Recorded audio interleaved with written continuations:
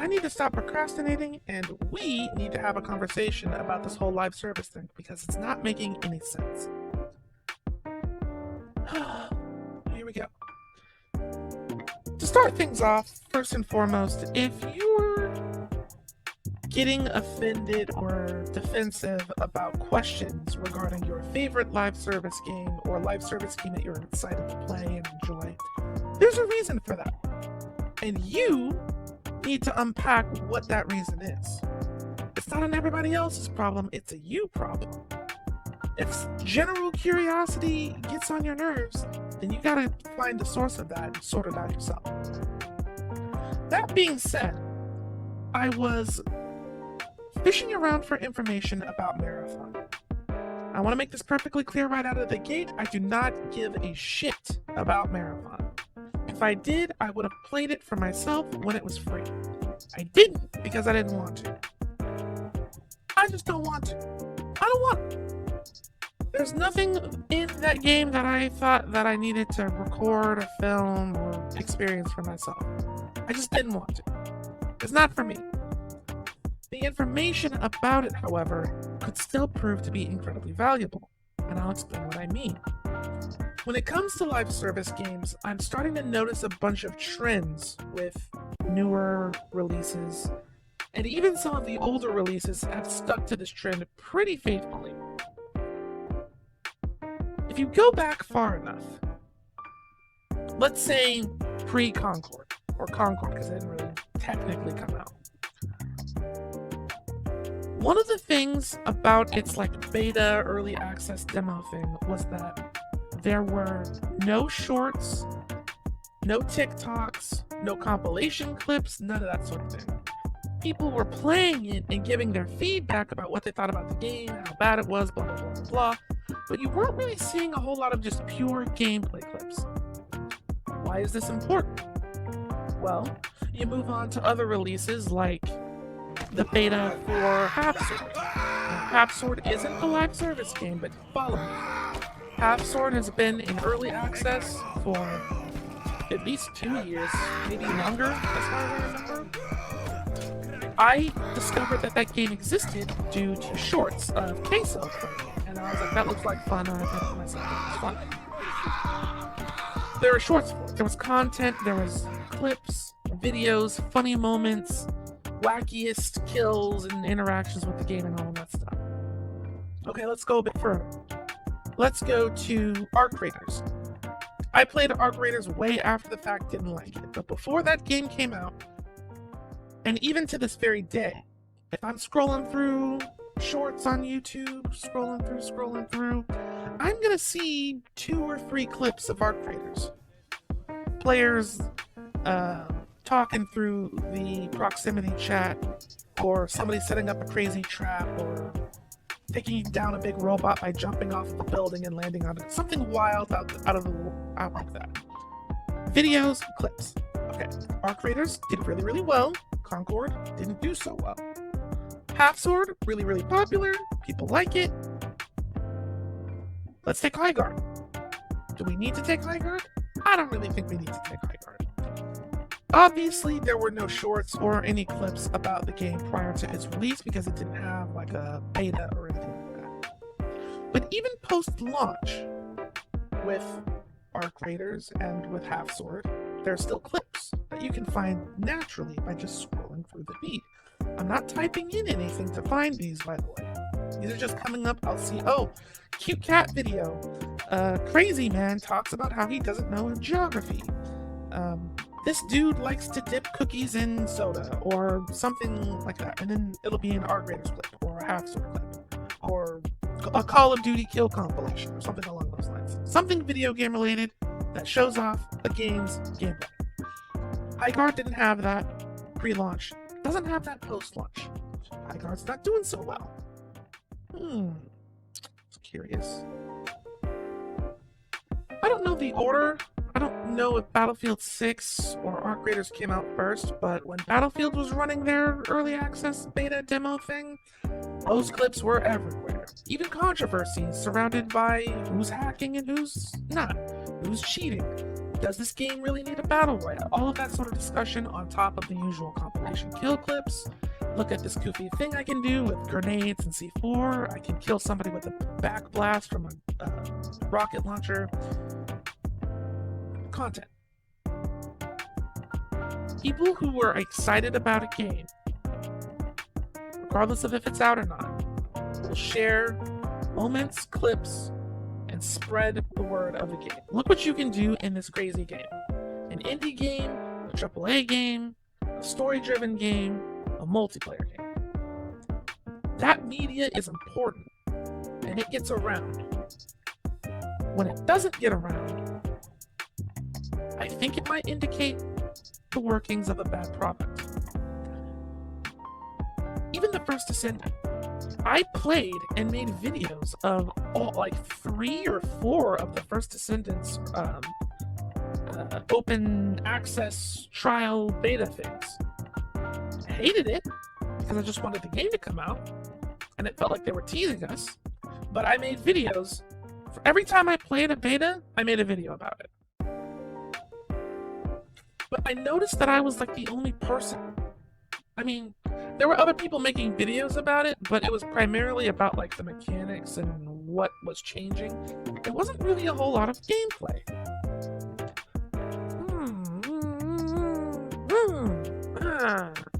Wouldn't you know it, the first Ascendant isn't doing something.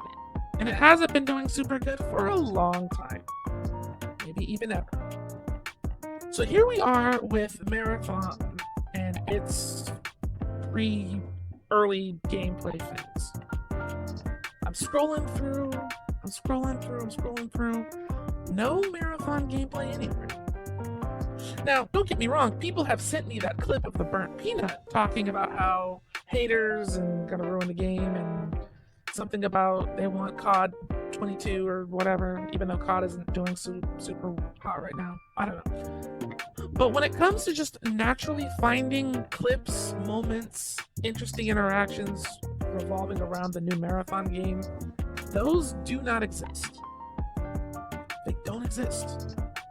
I asked some other people, some of my friends, some strangers, I was like, hey, by chance, while you've been scrolling through whatever your platform, Instagram, TikTok, YouTube, Twitter, have you come across any short Marathon gameplay tips? And the answer has been no. Well, why is that?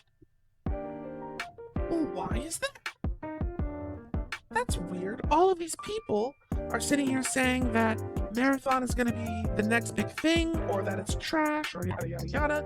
People will make shorts out of bad games just to showcase bugs and inferiorities to other games that they've played before. How come it's not happening with Marathon?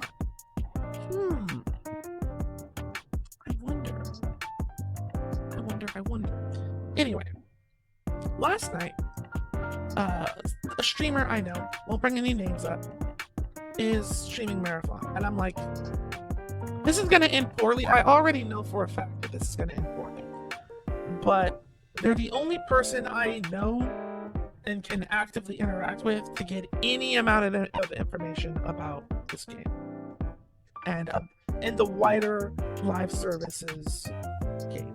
But Marathon in particular in this instance. So I asked the question. I'm like, hey, having fun. They really enjoy it. They're in a group with friends. They really enjoy it. I'm like, cool. That's great. I'm actually happy for you. Good job. Great. I'm glad you have a game that you like. And I asked the question, because I know that they played a lot of ARC Raiders. I'm like, hey, are you planning to play this more than ARC Raiders? That's when the fucking peanut gallery decided that they just needed to chime in. First off, super weird that the streamer's friend is in the streamer's chat, like reading chat as if they themselves are the streamer. Weird behavior. That was weird. Didn't like it. Thankfully, the streamer themselves was able to pick up on what I meant, which is basically, if you're playing, are you going to play this game more than you played that other game? You like it more. And I got hit with peanut gallery spiel about how these games are totally different and it's unfair to compare them. And I'm like, that's not what I'm fucking asking you, dumbass. I'm asking because if you're playing one game, you're obviously not going to be playing another. People typically don't play two games at the same time. Streamer knew what I was talking about and said, I absolutely see myself enjoying this more than I enjoyed Arc Raiders. They said Arc Raiders was fun, but this does more of what they want. And I was like, okay, that's interesting. So the first thing that I do is I pull up Steam and I check their playtime on Arc Raiders and I see about 500 hours. And I'm like, that's pretty damn impressive. Okay, neat. So assuming that the streamer that I was actually talking to meant what they were saying, that means that I could potentially expect them to put, or try to put, 500 hours in a marathon. Why does that matter? Well, it matters because a lot of times when these live service games initially launch, people will take that launch day number and say, oh my gosh, it's super successful, it's doing so well, and then 24 hours later, the game is basically flatlining. That's not good. So, and then I move on to some other people. So far, basically what I'm just trying to coagulate as much information as I possibly can in order to see if there are even any conclusions to draw from that information, and if so, what are they? Out of the 3 people that have told me that they were having a good time with Marathon, only one of them wasn't sponsored. Only one of them wasn't sponsored. They've all played Marathon. They've all played Arc Raiders. They're all saying that they enjoy the game. I asked, this was a super innocent question, and I don't know why I got flagged for this. All I asked was, hey, does this game have proximity chat? I don't understand why I got flamed for asking if the game has a feature or not. That's like asking if the control uses analog sticks or the D-pad for inputs. I don't fucking know, but whatever.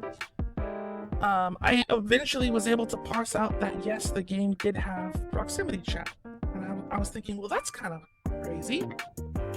If the game has proximity chat, how come people aren't like clip farming and trying to, talk their way out of situations and set people up and, and that's another important question because Tarkov always had its own sort of niche following, but it really started to take off with the update that added proximity chat because you started to see more videos of people trying to talk their way out of shootouts instead of just on-site blasting one another. So I got hit with a super confusing answer of, well, when you're playing as a team, you don't need to click for it. What the fuck does that mean? What does it mean?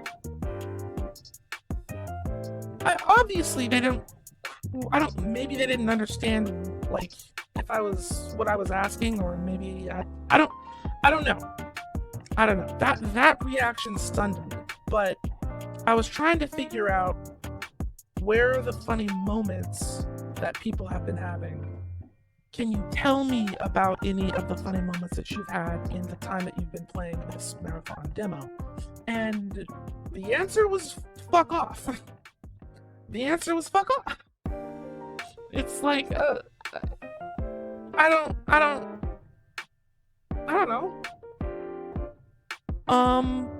So I did. And now I'm sitting here and I'm thinking to myself, okay,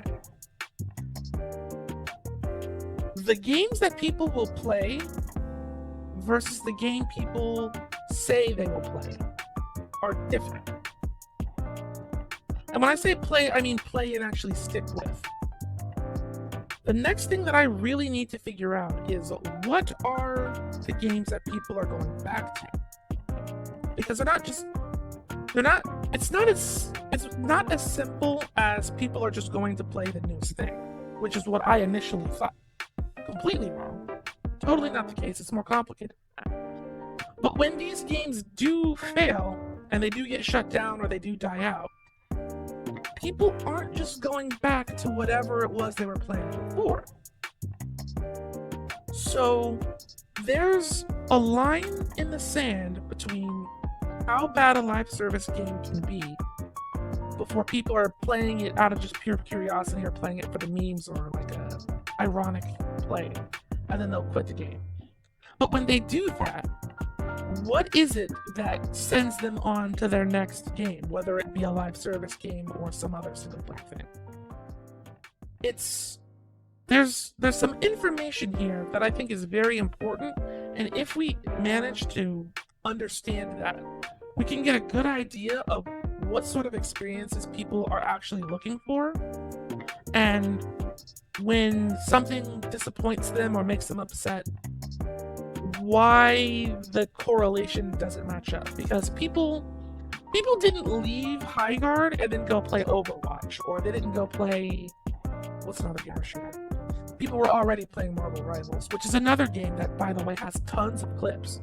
Had tons of clips in its I don't know if it had an early access or not, but as soon as Marvel Rivals was like uttered, clips everywhere, all sorts of clips. Oh, you can use this hero to take enemies and drop them over the map. They have these voice line interactions between all of these random characters who would otherwise never speak to each other, all sorts of stuff. But anyway, I'm getting off track. We need to break down what it is about live services in particular that make people so aggressive and hoping that they fail, and so defensive in just attacking anybody with even a slight twinge of doubt. It's incredibly interesting, and I don't want to be the one to have to do it, but I hope maybe one of you can maybe do a study on it. Please. Hopefully. Anyway, if you have any insight or any useful, pertinent information about live service games, a relation between who plays them and for how long, and what they play after they're done, please leave a comment down below. I'm dying to figure this all out. As always, thank you so much for watching, and I will see you all in another video.